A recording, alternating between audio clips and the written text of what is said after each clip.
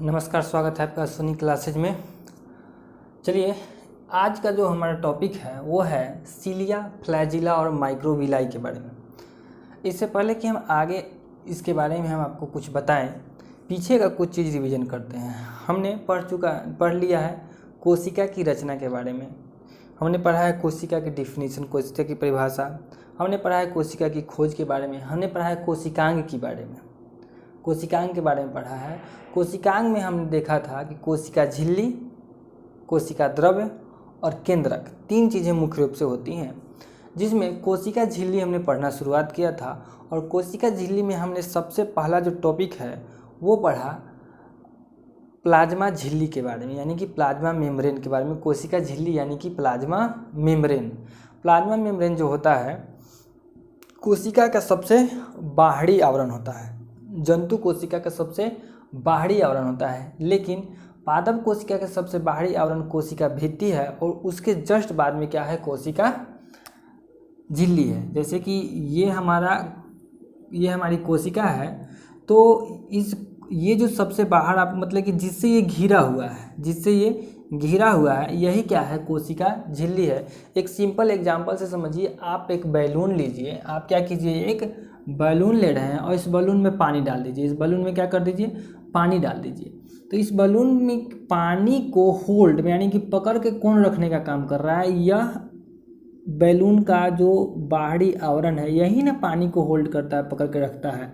ठीक है, सेम ऐसे ही हमारी कोशिका के अंदर में गाढ़ा तरल द्रव भर रहता है, जिसको पकड़ के रखने का काम किसका होता है, कोशिका झिल्ली का होता है। और यह जंतु कोशिका का सबसे बाहरी आवरण है। लेकिन जो पादप कोशिका होती है उसमें यह सेकंड नंबर में आता है। उसके सबसे बाहर में आती है कोशिका भित्ति, और कोशिका भित्ति के बाद में दूसरे नंबर पर आती है कौन, कोशिका झिल्ली। हम ये भी पढ़े थे कि कोशिका झिल्ली जो है प्रोटीन और लिपिड की बनी होती है। प्रोटीन दो परत होता है और उसके बीच में क्या होता है, लिपिड होता है। ये बात समझे थे। उसके बाद हमने देखा था कि इस झिल्ली से कुछ निश्चित चीज़ें ही अंदर या फिर उसके बाहर आ जा सकती हैं। इसके बारे में हम लोग एक अलग से वीडियो में पढ़ेंगे, जिसमें विसरण, परासरण पढ़ेंगे, अति पराश्री, सम पराश्री, अल्प पराश्री विलयन के बारे में पढ़ेंगे। उसके बाद में पढ़ेंगे निष्क्रिय परिवहन क्या है, सक्रिय परिवहन क्या है। तो उसमें हम सारा चीज़ देखेंगे कि किन चीज़ों को ये अपने अंदर में आने देती है, किन चीज़ों को बाहर में जाने देती है और ऐसा क्यों करती है। ठीक है, अभी तो तत्काल में इस चीज़ को याद रखना है कि ये कुछ ही चीज़ों को अंदर आने देती है, लेकिन कुछ ही चीज़ों को बाहर भी जाने देती है, सभी चीज़ों को नहीं। मतलब कि ये चयन करती है, खुद से क्या करती है, सिलेक्ट करती है, तुमको अंदर जाना है, तुमको बाहर जाना है, अलाउ करता है। मतलब कि इसको समझा जाए कि कोशिका झिल्ली है क्या, तो कोशिका झिल्ली गेट कीपर है, यानी कि दरबान है। दरबान तो समझ में आता है ना, दरबान कहिए या फिर गेट कीपर कहिए, ये गेट कीपर है। किसको अंदर जाने देना है, किसको बाहर जाने देना है, ये कौन निश्चित करता है, कोशिका झिल्ली है। एक ऐसे भी समझ सकते हैं कि एक हाई फाई भोज में दो गो लाठी लेके मूछ वाला बड़का मूछ वाला दो गो सिपाही गेट पर खड़ा कर दिया जाता है। ठीक है, अब सभी लोगों को अंदर जाना अलाउ नहीं होता है, जिनको कार्य होता है, जिनको इनविटेशन होता है, वही लोग अंदर जा सकते हैं। तो सेम इसमें भी है कि इसके अंदर, इस कोशिका के अंदर बाहर से अंदर किसको आना है और अंदर से बाहर किसको जाना है, इसका तय कौन करता है, कोशिका झिल्ली करती है। इसका निर्णय कौन लेती है, कोशिका झिल्ली लेती है। तो इसलिए इसको चयनात्मक पारगम्य झिल्ली यानी कि सेलेक्टिवली परमिएबल मेम्ब्रेन भी कहा जाता है। साथ ही साथ हमने देखा था कि ये कोशिका को एक आकार प्रदान करती है, कोशिका को सहारा प्रदान करती है। ठीक है, और ये फिर सीमित झिल्ली का कार्य करती है। उसके सबसे लास्ट में हमने ये भी पढ़ा था कि यह सीलिया, फ्लैजिला और माइक्रोविलाई के निर्माण में भी मदद करती है। तो टॉपिक अटका यहीं पे था, लास्ट में हम लोग यहीं पे आके रुके थे कि ये सीलिया क्या है, फ्लैजिला क्या है और माइक्रोविलाई क्या है। चूँकि वीडियो बहुत लंबा हो चुका था इसलिए हमने उसको वहीं पे स्टॉप किया था। ये सारा चीज़ हम इसको आगे बढ़ाते हैं। देखिए, सीलिया का हिंदी होता है पक्षमाभ और फ्लैजिला के हिंदी होते हैं कशाभिकाएँ। आपको बता दें कि बायोलॉजी में इंग्लिश बोलना आसान है और हिंदी बोलना कठिन है। ठीक, सिलिया फ्लैजिला बोलना आसान है, लेकिन पश्चिमाभव कशाभिकाएं याद रखना थोड़ा मुश्किल है। इन दोनों का काम क्या है? तो इन दोनों का काम है कि कोशिका की गति में मदद करना। कोशिका की गति में क्या करना? मदद करना। इनकी उत्पत्ति जो होता है आधार कणिका से होती है, और ये आधार कणिका के बारे में बहुत ज़्यादा विस्तृत जानकारी आपको हायर क्लासेज में मिलेगी। सारी चीज़ें अभी बता देंगे, खिचड़ी हो जाएगा, कुछ भी समझ में नहीं आएगा, ठीक है। इन दोनों की आंतरिक संरचना समान होती है, यानी कि अंदर से दोनों एक ही तरह से होते हैं, लेकिन बाहर से इन दोनों की संरचना में डिफरेंस होता है। डिफरेंस क्या है? सो देखिए, सिलिया का जो साइज होता है 5 से 10 माइक्रोन का होता है, जबकि फ्लैजिला का जो साइज है 150 माइक्रोन तक हो सकता है। इसको हम लोग माइक्रोन पढ़ते हैं। क्या पढ़ते हैं? माइक्रोन। इसको क्या पढ़ेंगे? माइक्रोन पढ़ेंगे। अच्छा, सिलिया की संख्या हजारों में हो सकती है, लेकिन जो फ्लैजिला है मैक्सिमम अभी तक 8 पाया गया है, ठीक है। सिलिया पूरे शरीर पर होता है, लेकिन फ्लैजिला सिरे पर होती है, और सिलिया में गति का प्रकार समन्वित होता है, जबकि फ्लैजिला स्वतंत्र होती है। चलिए वो 1 बाई 1 करके डिस्कस करते हैं। इसमें तो कोई दिक्कत है नहीं, इसमें भी कोई दिक्कत, इसमें इसको समझिए, जो इसकी संख्या है हजारों में हो सकती है। तो देखिए, यह पैरामीशियम है। यह क्या है? पैरामीशियम है। और इसके ऊपर जो आपको हेयर लाइक स्ट्रक्चर यानी कि बाल की तरह रचना दिखाई दे रही है, यही क्या है? सिलिया है। ये क्या है? सिलिया है।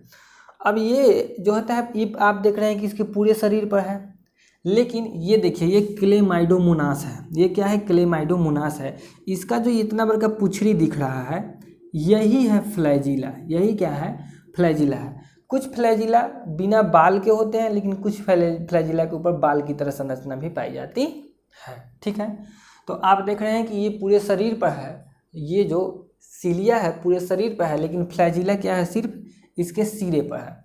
इसकी गति का प्रकार समन्वित कहने का मतलब है कि जैसे कि ये जब झुकेगा ना, तो सब एक के बगल झुकेगा, ऐसे सब एक के बार में धप धप धप धप गिरेगा। ये एक बार गिरा तो सब गिर गया। अगर खड़ा हुआ तो सब इधर का खड़ा हो जाएगा। इसी तरह इसमें भी है, गिरेगा तो सब गिरेगा, खड़ा होगा तो सब खड़ा होगा। ऐसा नहीं है कि ये वाला नीचे आ जाए और ये वाला ऊपर हो जाए, ऐसा नहीं होगा तो सब एक ही डायरेक्शन में होगा, एक ही दिशा में होता है। तो इस समन्वित है। इसका स्वतंत्र करने का मतलब है कि इसको जिधर मन करे अपना घूम सकता है। पैरामीशियम में जो है आपका सिलिया पाया जाता है, लेकिन क्लोमाइडोमोनास हो गया, जीवाणु होगा, कुछ जो हमारे शरीर का जो स्पर्म होता है, स्पर्म आगे पढ़ेंगे हम लोग 10वां क्लास में पढ़ेंगे, 9 में ही पढ़ेंगे, 10वां में ही पढ़ना है। स्पर्म जो होता है ना, जो मानव जो पुरुष होते हैं, पुरुष जननांग से निकलने वाला एक गाढ़ा तरल द्रव होता है, ठीक है। तो ये पुरुषों से निकलने वाला आता है, जिसमें ऐसी ही पुछड़ी होता है। ऐसे ही क्या होता है? पुछड़ी होता है। वो तैरते तैरते क्या होता है? जाके अंडाणु से मिलता है। तो ये हो गया हमारा क्या, इन चीज़ों में क्या पाया जाता है?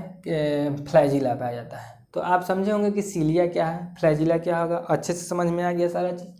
अब बात करते हैं माइक्रोविलाई का। माइक्रोविलाई जो होते हैं जंतु कोशिका में पाए जाते हैं। ये जो होते हैं यूकैरियोटिक और प्रोकैरियोटिक दोनों में पाए जाते हैं, ठीक है। यह जो है यूकैरियोटिक और प्रोकैरियोटिक दोनों में पाया जाता है। ये जो सिलिया है यूकैरियोटिक में पाया जाता है, यूकैरियोटिक। इसका इंग्लिश लिखना आसान है। और ये यूकैरियोटिक और प्रोकैरियोटिक दोनों में पाया जाता है। अब आप सोच रहे होंगे ये यूकैरियोटिक और प्रोकैरियोटिक क्या है? आप बिल्कुल भी टेंशन नहीं लीजिए, यूकैरियोटिक और प्रोकैरियोटिक के बारे में अच्छे से आगे आने वाले वीडियोज में आपको समझाया जाएगा, ओके। इसको समझिए, माइक्रोविलाई जो होता है जंतु कोशिका में पाया जाता है। इसका उदाहरण क्या है? आंत की आंतरिक संरचना। जैसे कि हम आपको बताए थे कल इसके पिछले वाले वीडियो में भी, जो आंत है हमारा, मान लीजिए कि आपका आंत का एक सेक्शन है, तो इसमें जो है माइक्रोविलाई पाया जाता है। ये माइक्रोविलाई हो गया। ये करता क्या है कि एब्जॉर्प्शन का काम करता है, यानी कि अवशोषण का काम करता है। जो चीज़ें भी हमारे शरीर में खाने के बाद में पचती हैं और जो अवशोषण करने के लायक हो जाती है, उनका अवशोषण इन्हीं से होता है। तो ये होता है माइक्रोविलाई। इसके बारे में भी हम लोग आगे चर्चा करेंगे। तो ये है आपका सिलिया, फ्लैजिला और माइक्रोविलाई।